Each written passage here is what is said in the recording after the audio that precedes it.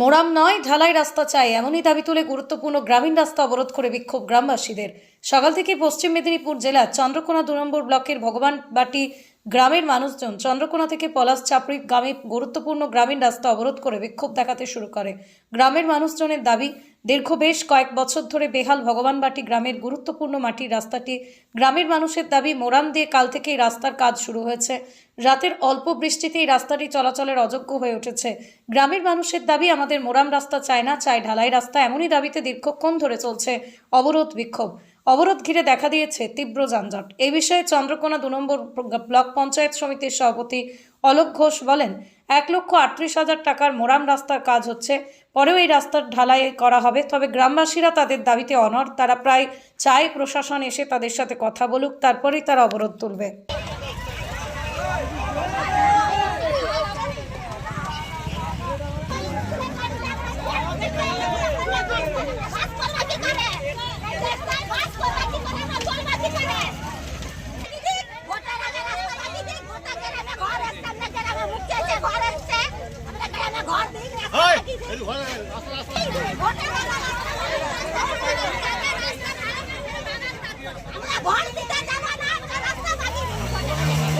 বলতে আমাদের 2011 সাল থেকে আমাদের এই ভগবানবাটি গ্রামে কোনো ঢালাই রাস্তা হয়নি।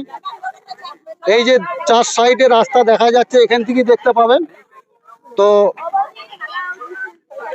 মানে কি বলে হচ্ছে, পাড়াই সমাধানের যে একটা সরকার টাকা দিয়েছে 10 লক্ষ টাকা। তো আমরা গ্রামবাসী সেইখানে গেছিলাম, গিয়ে বললাম যে দেখো আমাদের এই রাস্তাগুলোয় চলাফেরা করতে পারিনি, বৃষ্টি হলে 1 হাঁটু করে জল দাঁড়িয়ে যায়। সেই রাস্তাটা যাতে, যেহেতু টাকাটা আসছে বুথে, এই রাস্তাটা যেন আমাদের কাজ হয়, এইটা আমার অনুরোধ। তো আমি এই প্রস্তাব রেখেছিলাম, আমাদের যে এইটা ক্যালেনের রাস্তা, এই ক্যালেন পাড়ের ওপর হচ্ছে গাছ লাগানো হয়, পটাশ গাছ, আকাশমণি গাছ। সেই টাকাগুলো পঞ্চায়েতের মাধ্যমে চলে যায়। আমরা এখন কি হয়েছে বলতে, যে 10 লাখ টাকা আসছে, তার মধ্যে আমাদের গ্রামে 2 লাখ টাকা দেওয়ার কথা। এখন এই ক্যালেন পাড়ের রাস্তাটি 1,35,000 টাকা, এইটা হচ্ছে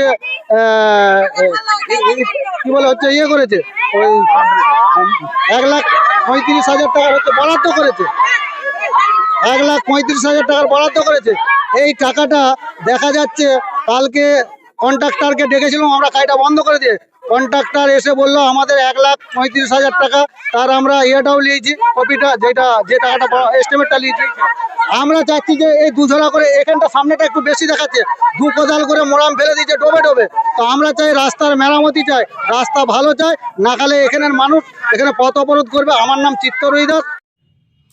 দেখুন, চন্দ্রকোনা 2-তে প্রায় 32টি পথশ্রীর মাধ্যমে রাস্তা হচ্ছে।